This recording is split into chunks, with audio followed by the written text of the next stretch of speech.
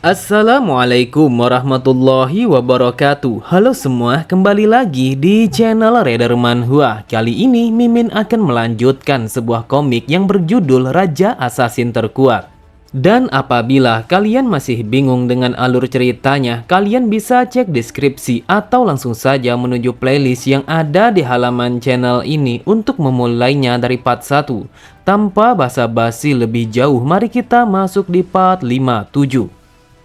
Cerita dimulai, terlihat Angwa yang sedang melakukan aktivitas hariannya untuk membersihkan halaman kediaman tuan muda ketiga.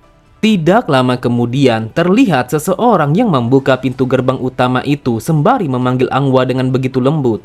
Angwa begitu terkejut setelah mendengar suara itu. Ia tahu kalau suara itu begitu familiar di telinganya. Setelah mengetahui kalau orang itu adalah Hajin, ia pun tidak mampu menahan air matanya karena Hajin sudah lama tidak kembali ke rumahnya. Sambil tersenyum, Hajin berkata, "Angwa, sudah lama kita tidak bertemu, jadi bagaimana kabarmu saat ini?" Seketika itu juga Angwa langsung bersujud di hadapan Hajin. Bahkan ia juga memberikan salam penghormatan atas kedatangan Hajin yang selama ini telah ia tunggu-tunggu. Hajin bergumam, "Sebelum aku pergi, aku berpikir kalau itu akan menjadi perpisahan yang terakhir kepada Angwa. Aku telah memberikannya paduan seni bela diri yang sangat cocok kepadanya karena aku berharap kalau dia akan baik-baik saja meskipun tanpa aku. Kita tidak pernah tahu hidup ini akan berubah menjadi seperti apa." Kemudian Hajin menyadari akan sesuatu yang berbeda dari Angwa. Ia pun meminta kepada Angwa untuk memberikan kedua tangannya. Angwa pun menjadi bingung, ia sama sekali tidak bisa memahami apa yang diinginkan oleh Hajin. Setelah memegang tangan Angwa, Hajin berkata, "Di tanganmu aku bisa merasakan kekuatan tenaga dalam yang sangat signifikan. Sepertinya kau sangat rajin untuk mempelajari paduan seni bela diri yang telah aku berikan kepadamu."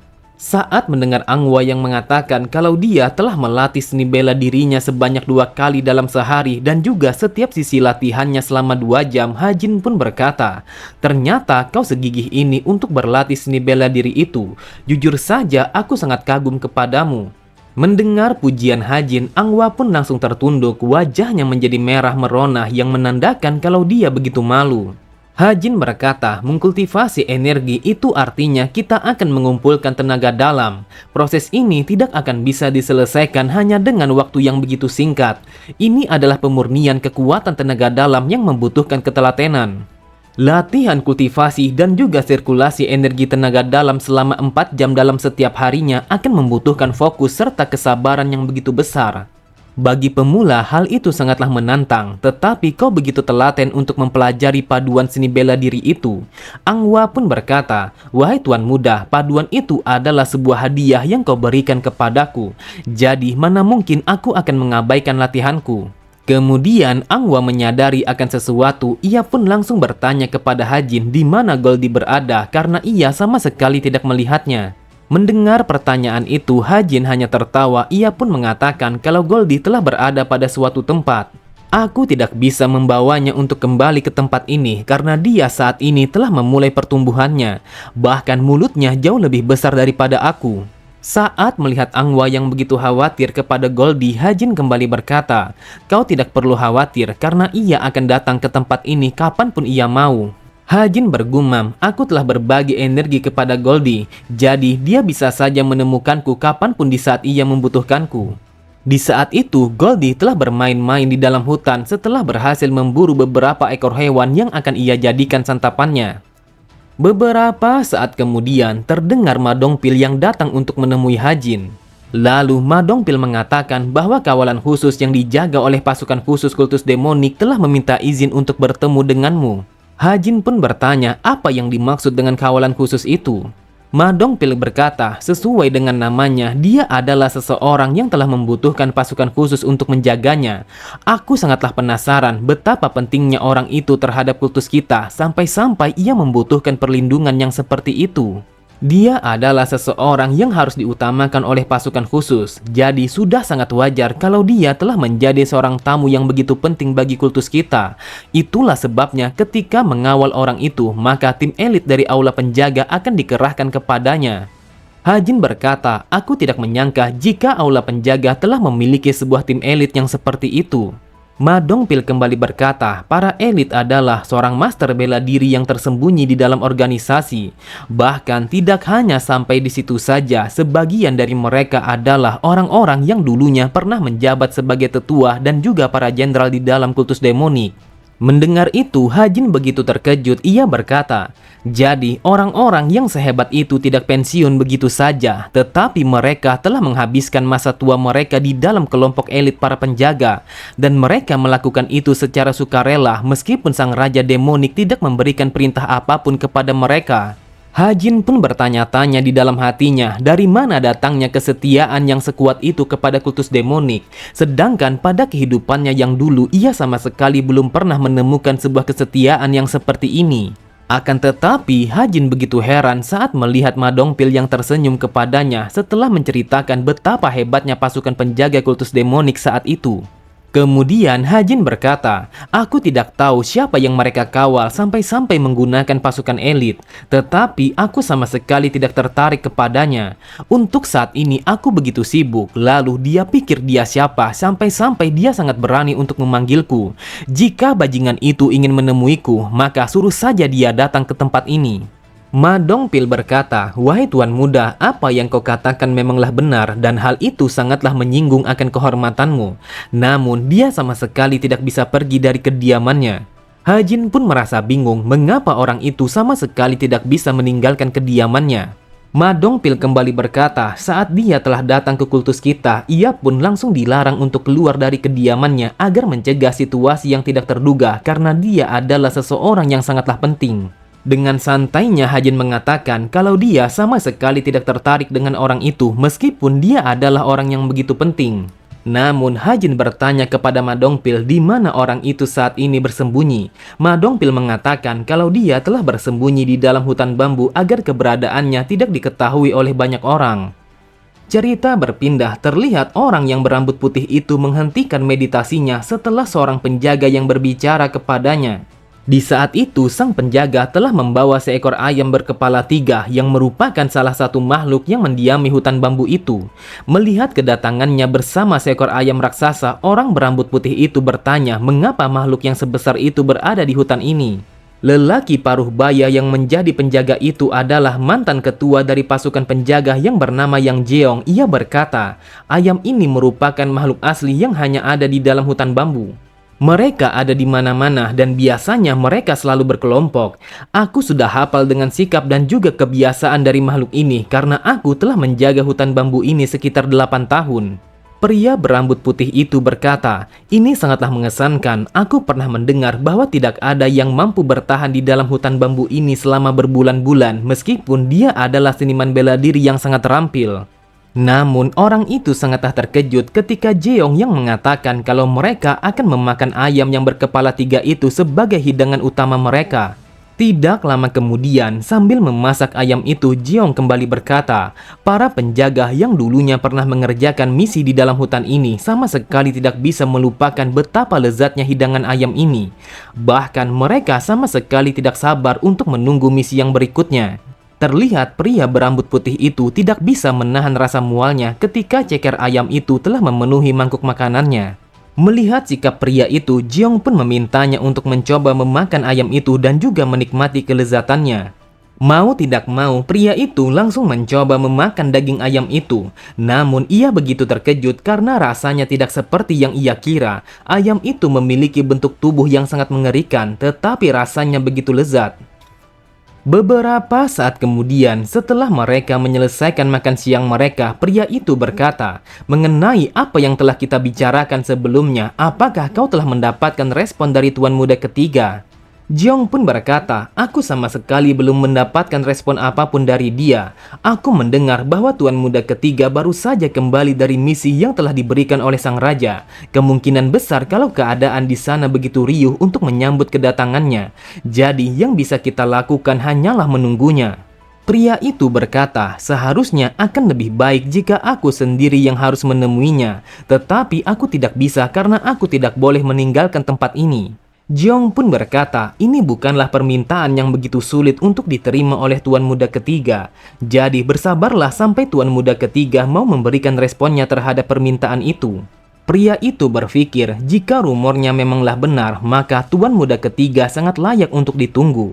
Awalnya aku berencana untuk bertemu secara pribadi dengan sang raja demonik, tetapi aku mengubah rencanaku setelah aku sampai ke tempat ini. Untuk bertemu dengan sang raja demonik sangatlah merepotkan. Itulah sebabnya setelah aku mendengar tentang tindakan tuan muda ketiga, aku pun langsung mengalihkan perhatianku kepadanya. Mereka mengatakan bahwa tuan muda ketiga dia adalah seorang kandidat yang paling menonjol untuk menjadi penerus selanjutnya. Jiong pun berkata, bolehkah aku bertanya, alih-alih bertemu dengan sang raja demonik, mengapa kau sangat tidak sabar untuk bertemu tuan muda ketiga kultus ini? Sambil tersenyum pria itu berkata, aku sama sekali tidak memiliki alasan khusus mengapa aku ingin bertemu dengan tuan muda ketiga. Hanya saja aku telah mendengar kalau dia telah bertarung melawan seorang wakil master dari Istana Pedang. Itulah sebabnya aku begitu penasaran dan ingin sekali berbicara kepadanya.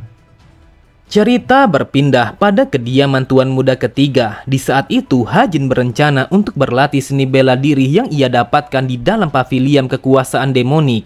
Hajin bergumam, setelah aku kembali dari pavilion itu, aku telah menghafal 5 teknik. Salah satunya adalah teknik berpedang untuk Madongpil dan 4 sisanya untuk diriku sendiri. Akan tetapi, di antara keempat teknik itu, salah satunya adalah kekuatan tangan darah. Namun, teknik ini sangatlah menghancurkan dan juga berbahaya untuk digunakan secara langsung. Jadi, untuk saat ini, aku hanya perlu melatih ketiga teknik yang lainnya, yaitu tinju petir Heavenly Demon, lalu langkah udara 1000 mil, dan yang terakhir adalah dominasi langkah sang kaisar. Bahkan teknik yang ketiga ini adalah pola kaki yang sangat kuat dan juga sangat sempurna untuk aku kuasai. Akan tetapi, di dalam kultus demonik saat ini hanya sang raja, putra pertama, dan juga para tetua yang sudah menguasai teknik ini. Namun di antara mereka semua hanya sang raja satu-satunya orang yang telah meraih level tertinggi dari teknik ini.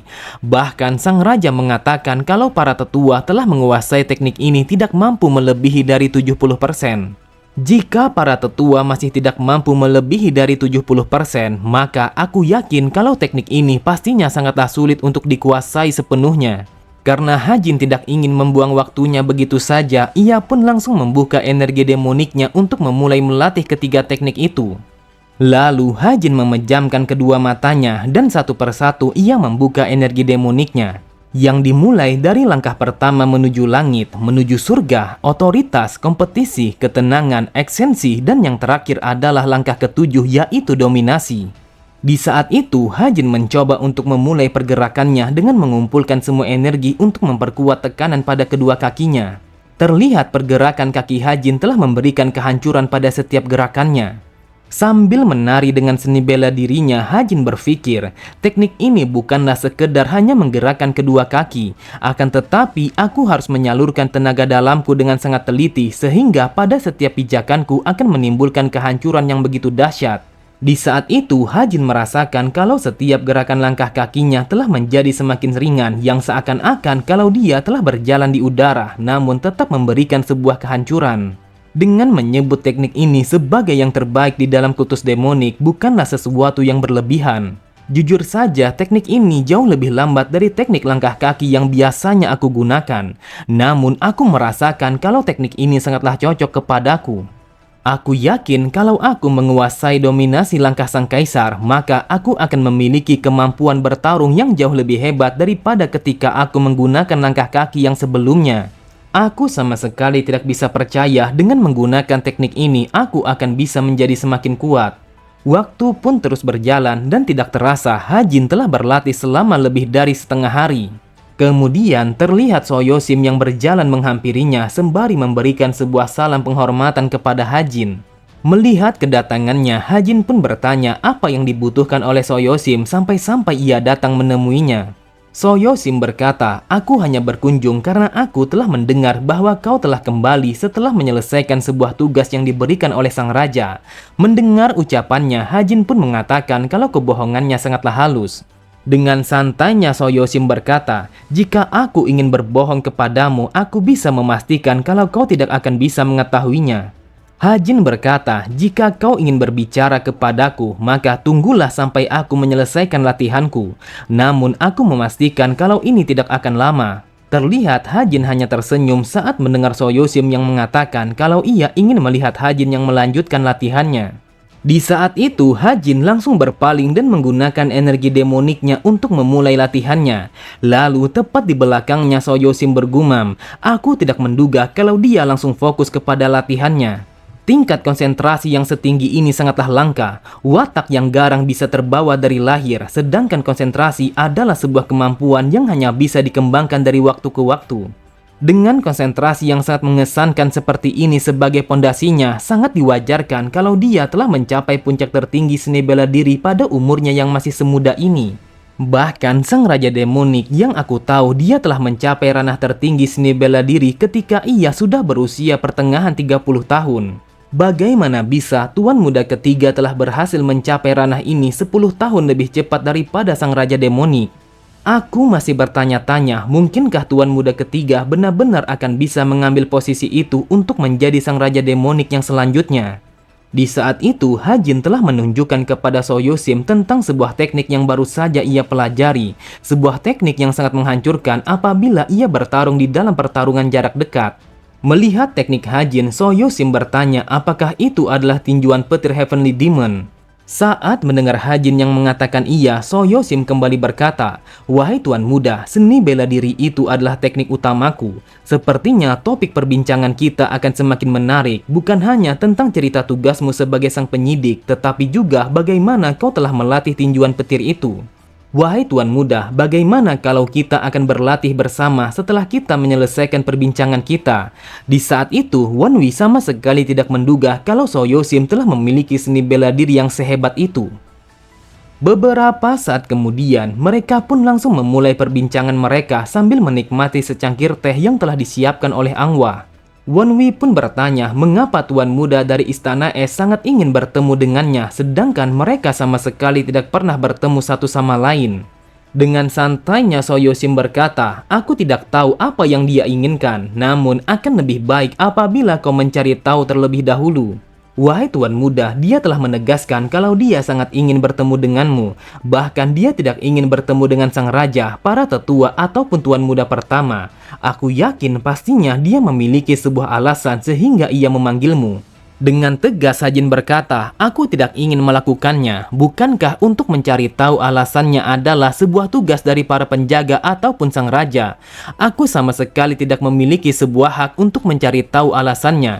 Lagi pula, apa alasan yang ia gunakan untuk memasuki kultus kita?" Soyosim berkata, "Yang aku dengar alasannya memasuki wilayah kultus kita hanyalah untuk melihat-lihat." Sontak Hajin pun sangatlah terkejut. Ia bergumam, apa yang telah dipikirkan oleh para tetua? Mengapa mereka mengizinkan orang itu memasuki kultus kita, sedangkan ia telah memberikan sebuah alasan yang sangat bodoh? Oke semua, cukup sampai di sini dulu pembahasan alur cerita kita. Sampai jumpa di video selanjutnya. Wassalamualaikum warahmatullahi wabarakatuh.